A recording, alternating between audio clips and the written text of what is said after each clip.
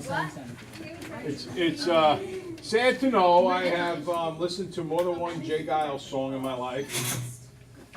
So, The Angel in the Centerfold, or Love Stinks. Yeah. Love Stinks. That's Jay Giles knew a thing or two. Now he's dead. Yep. Hence the use of the term knew rather than knows. You are such a politician. I'm telling you, I hope your parents got your teleprompter for your birthday. Okay. Spencer, lights please. No, he's dead. That's not, I don't think that's a good thing. Is that are you Way to be wrong nice. right now? No, I just What are you Okay. trying to say here? What we're trying to do is get our heads in the game. Ready? Let's take a look at the quiz answers here. Number 1 is choice 3, and I just want to remind you that there are 2 different ways to do number 1. You should know how to do both of them. The first way is to factor it as I did here. Recognize there's no common factor. We go to plan B. And when we factor this, it's very important. This middle sign here will always be the sign of the bigger number. So a negative 3 times 2 positive will get you a negative 6 and add up to negative 1. So it's x minus 3, x plus 2. And then because we used plan B and I multiplied by 2 here to balance it out, I have to divide back in by 2. And that gives me 2x minus 3 times x plus 1. Now, my hope is that that's second nature for every person in the room. I know I went quickly when I discussed it, but you know, having watched your work, I know that the overwhelming majority of you are very good at that. And if there is any issues for you personally, please come to Extra Help and we'll do them. But if that was bugging you, or if you just weren't in the mood to factor, you can just double distribute each of the choices. And if I double distribute here, I get 2x squared plus 2x minus 3x. That adds up to a negative x, which is what I wanted. And then negative 3. So choice 3 is the correct answer to the first one. Now I go to number 2, and this is all about translations and so on and so forth, transformations of a basic parabola y equals x squared. This 0.5 in the front, since it's less than 1, it's going to make it wider. In the parentheses, we always reverse. This is horizontal shift. It says negative 2, so we actually go 2 to the right, because again, in parentheses, we reverse. We reverse roots, we reverse shift, we reverse everything in parentheses. And then plus 1 at the end means you have to go up 1. That description is met in choice 4. Any questions? And now we get to number 3, which is one that you would have to solve without multiple choices. Negative 7, negative 7. Sydney, I know it's a Monday. I know. Do I need to say any more? No. Okay. I again recognize I need plan B. I multiply by 2. That gives me x squared plus 12x minus 28. That's 14, negative 2. The key step from the other day that we spoke of is that we absolutely, positively have to make sure that we reduce each of these fractions. Spencer, we have to reduce these. If we don't reduce them, it leads to issues and problems. So 14 over 4 reduces to 7 over 2. 2 over 4 reduces to a half. Then I use the elementary school trick. Spencer, Kyle, not Kyle, sorry, Spencer, Evan. Right, Spencer, Evan, head of the game. Subtracting the 7, I get negative 7 halves, and then adding the 1 dividing by 2 and so on. Any question on that? You really do. Every question on this quiz, I'm not saying they're easy. I am saying we have worked our butt off on this stuff. And you need to be able to nail this. You should look at all 3 of these questions and say to yourself immediately, I got this. Piece of cake. Yes? It doesn't have to do with that, but since we're having regions, are we having finals as well for this? No. Okay. The Regents is the final. And also, isn't the math state test this week? No, it's when you get back from the 8th grade trip. Yeah, the 8th grade trip. Yes, and you guys will not be taking the state test. So you're going to meet with me in the library. Yeah, Mr. And we're gonna have work to do. Um, What do you mean, ah? we were doing. You should be happy. Because I'm going to make you a promise. When we get to the end of the year and the Regents is upon us, there will be a part of you that says, I wish I had 3 more days to review. These are our 3 days. This is where we get them and where we earn them. So you know that we're gonna be working during those 3 days. Yes? Is second, no, not second period. Is third period also gonna be there though? Like. Yeah, like- everybody, you're all gonna meet in the library, and hopefully, Mr. Duran will be there with me, and what we'll do is we'll split in the middle, and he'll take one half of you and do earth science stuff, and I'll take the other half and do math, and then in the middle of the 3 periods, we'll switch. Mr. Duran is probably my favorite teacher. Did you know that? No, but I'm very happy for you. Yeah. God. Okay. Great. Such a good teacher. He loves expo marker. All right, that's Mr. Duran's issue. He also like. Let's take a look at last night's homework, so everybody get it out? You and Mr. Duran are like complete opposites. What? I'm the opposite, Mr. Duran? Yeah, you're not. Really? I'm nice. Oh, wow. I think Mr. Duran's a pretty nice guy. He is. Because only you not like nice if you Max, don't he behave. doesn't. You like, You two are polar well, you opposites. don't like expo markers, and he only uses expo markers. And you know how to match your outfits, and he doesn't. Yeah. Can I tell you something, Emma? That might be the nicest thing a kid has ever said to me. I don't know if I've ever felt that good. I'm gonna post that on Facebook. Today in class, Lipstick told me. All right. All right. I need you to take a look at your answers, and let's make sure we're looking good. I'm particularly interested in if you got A right and if you got number 2 right. Because you should have, but they're not easy.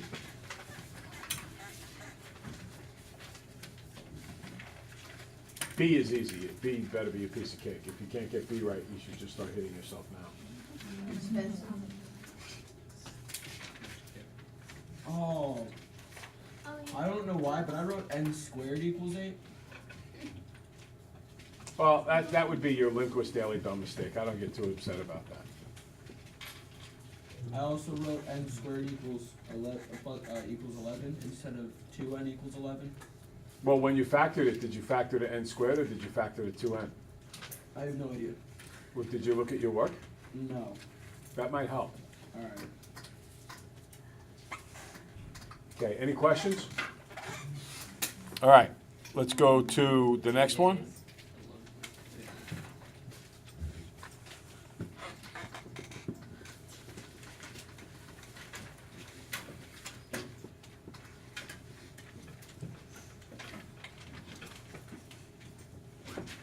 Anthony, you got me yawning, buddy. Okay, it's important on letter B for this top section. I just didn't do it. I didn't see it written in there.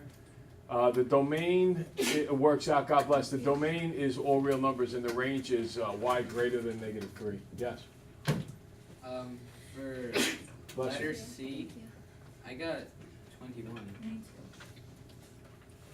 Because it's 7 times the square root of x plus 1 and since it's 8. Oh, did I misread that? I thought it might have said, oh, I thought it said something else. Oh, I thought it said G of 7, not G of 8. Okay, yeah, so 21 would be right. Okay? Lindquist Daily, dumb mistake. Ding, ding, ding, ding, ding, ding, ding, ding, ding. Okay, any other questions here? On the domain here, this is a radical. The 2 things to always worry about with domain, is there a square root present or is there a denominator present? If there's a square root present, whatever's under the radical, in this case x plus 1, must be greater than or equal to 0 because you cannot get a negative under a radical in the real number system. And you also need to be aware of if there is a variable in the denominator because we have to be concerned with undefined. Those are the 2 things I worry about with domain. As far as the range goes, because this is a square root, you can't get a negative out of it. So it's going to be y greater than or equal to 0. Okay. A little more work, number 4. We talked about that the other day. What are the kinds of mistakes people make with number 4? The right, wrong answer? Janelle? Do you think that you have to square root, you have to square the 3n and the -7? Yeah, that's your big mistake. They write 9n squared minus 40 or plus 49. Sometimes you see 9n squared plus 14. That's rare, but you might see that. Now, the next one involves the frequency histogram. And we're also going to mention to you what a cumulative frequency histogram is. Just for the sake of knowing what it is. It's really not a big deal. And again, you're not supposed to get this on the state test, but I want to just mention it enough, often enough, do one on the homework each night that if, God forbid, they should put one on there and you know my level of distrust for them, then you'll be okay with it. Here are my tallies, here's my frequencies, and then I make my frequency table. Notice the breakdown here, okay? And each of the tables, each of the bars drawn, there's no gaps between the bars. And I forgot to write the word interval down here, I should have written that, okay? Now, what is cumulative frequency? Cumulative means to accumulate. When you accumulate garbage in your bedroom, what happens? The garbage builds up. That's right, the garbage builds up. So for cumulative frequency, the tallies build up. 1, now this was 2, but altogether we have 3. And this was 6, but altogether we have 9. This was 6, so altogether we have 15, and this was 4, so altogether we have 19. So a cumulative frequency histogram just gathers them up as you go along. It accumulates. And that gives me, it's the blue one, not the red one. I forgot to put the 0 in there, so it's the blue graph. And a cumulative frequency histogram will always look like steps because you always include the previous bar within the new bar. Yes? But when you did it up there, like, if you go back up, you did 1, 0, wouldn't it be 1, 1 because it stays 1? Yes, you're right. Thank you very much for catching that. That should be 1, 1. Okay. Up here, we have the box and whisker plot. Again, to do the box and whisker plot, we put all this data into list 1. Then we go to stat calc. We scroll down a ways because they will not see the data unless we scroll down. Here's the big numbers: minimum, first quartile or lower quartile, median or second quartile, third quartile or upper quartile, and maximum. Here they are all written down. And I mark my points and I make my box and whisker. We're going to have a whole lesson on this a little later, but I did mention this term to you a couple of days ago. I forgot to mention it the other day. There is this thing called the interquartile range. Range means what in general? In the context of data? Highest minus lowest, right? So the interquartile range is the highest quartile minus the lowest quartile. What's the highest quartile? 51.5. The lowest quartile is 39. If I subtracted, my interquartile range would be 12.5. Okay? Any questions? All right. I did a little bit of this stuff here. As far as the video goes, the reason that you might want to do this, it'll be very popular within that group. All right? If you were marketing this stuff, if you could say, this one is particularly made for females with beginning level test scores, then if you showed a commercial to someone who would like that, you would probably sell. A really good example is if you watch, I don't watch this, let's be perfectly clear. But my grandparents, when they were alive, would watch a show like Wheel of Fortune. Does anybody have grandparents who watch Wheel of Fortune or those I like watch game Wheel of shows on That's TV? my mom watched. All right. Did you ever notice how many old people commercials they have on there? Yeah. Right? They're constantly on there. Oh yeah, for the medications and stuff. Yeah, exactly. Or the acorn stair lifts. Yes, there you go. That's because you don't get a lot of 21-year-old men watching Wheel of Fortune, so you don't see car commercials. But if you put the NFL on, what are the 2 things they advertise on the NFL on a Sunday afternoon? Cars. Cars and beer. All right, you will always find a pretty girl in the commercial because they always want to sell. So they tailor their advertising to the group of people who are going to watch this. And in this particular case, they will tailor the game to a particular group of people and what they would be interested in. So I only did the dot plot for the female scores. I'm not going to go too nuts on this. But you know the drill. You just make a dot above each of the numbers, okay? Any questions? And now, oh, that's the last homework question that I did, I think. All right. I think. Let me see, scan 3. That's the quiz. Okay, good. So let's get to today's lesson. And we got about 10 minutes to get this done. So today we are just going to introduce a concept to you. It is going to take us the rest of the week to get through this concept. And then on Monday when we return, okay? So we will start talking about this today, work our way through it for the rest of the week, and then on Monday we'll finish it up. And it's a very important data concept, not just for the fact that it's on the state test, but also for an understanding as we kind of go through life. 22 students in the junior class and 26 in the senior class at River City High School participated in a walkathon to raise money for the school's band. Dot plots indicating the distances in miles all the students walk are shown below. Estimate the mean number of miles walked and mark it with an X on the junior dot plot. Now, I'm just looking at this. Aren't there more scores up here? Right, like let's look at the bottom one first. Let's look at the seniors. Don't the seniors pretty much look right like symmetric? Yeah. It's slightly shifted to the right, so I would say the mean is probably like close to 7. Does that make sense? Yeah. Because there's a couple of extra marks down here, and those are big numbers, so that will what we call skew or shift the mean a little bit this way. So it's between 6 and 7.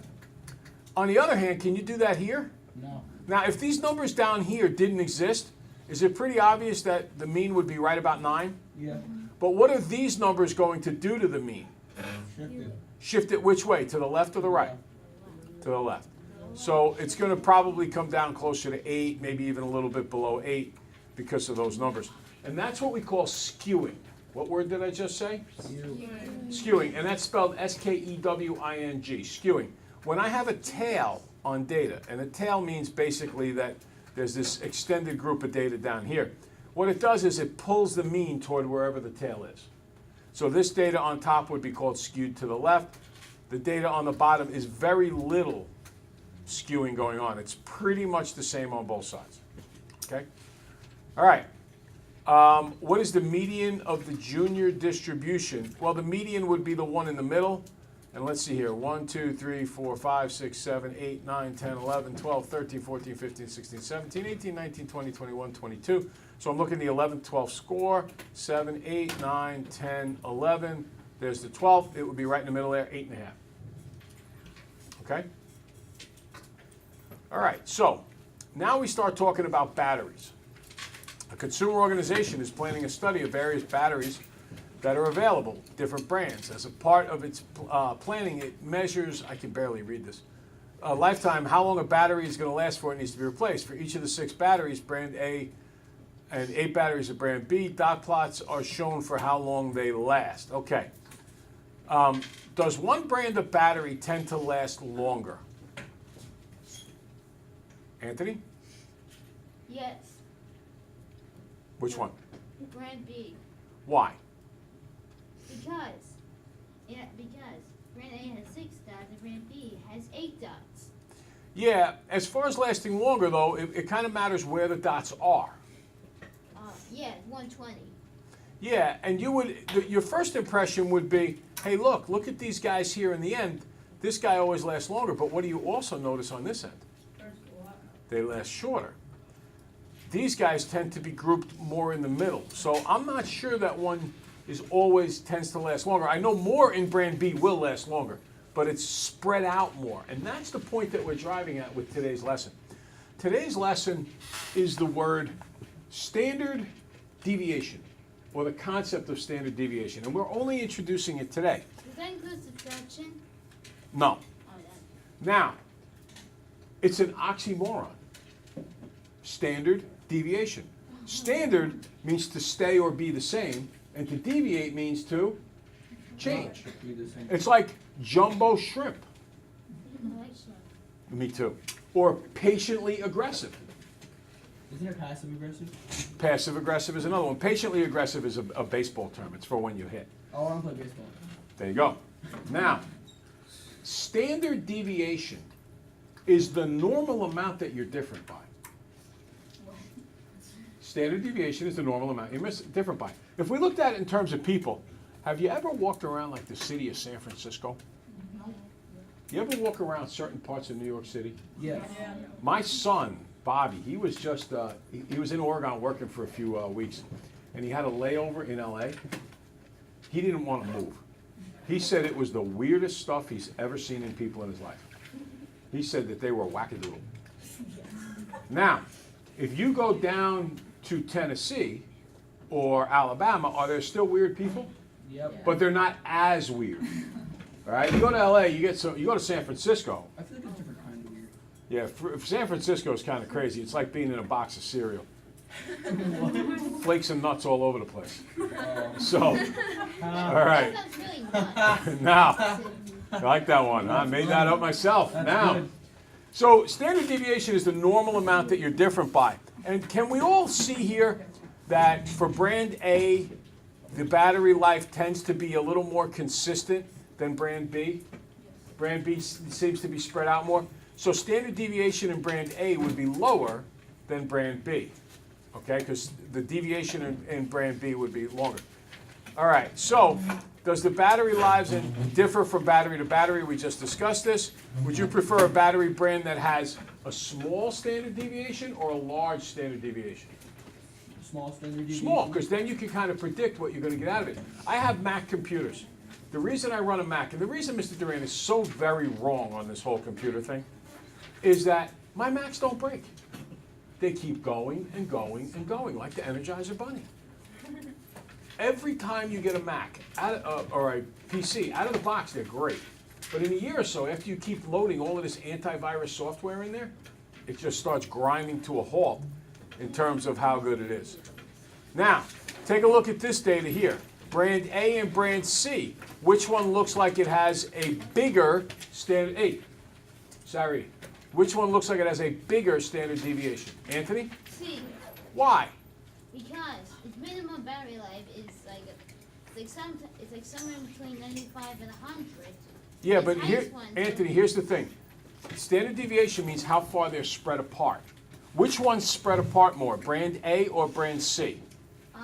Brand A. So brand A has a bigger standard deviation. Biggest The ones that are clumped together, if every single dot was on the same point, there would be no standard deviation. It would be 0.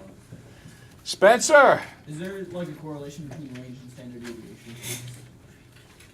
the smaller the range, then the smaller the standard deviation generally, depending on the amount of data that there is. All right. Okay, so tomorrow we will take that general idea and we will start actually calculating the standard deviation. But what about the chart?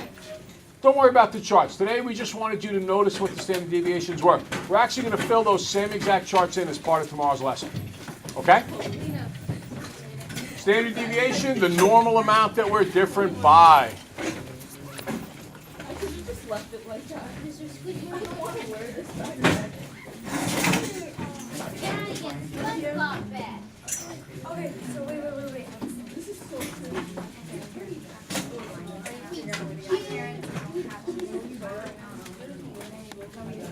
Might have some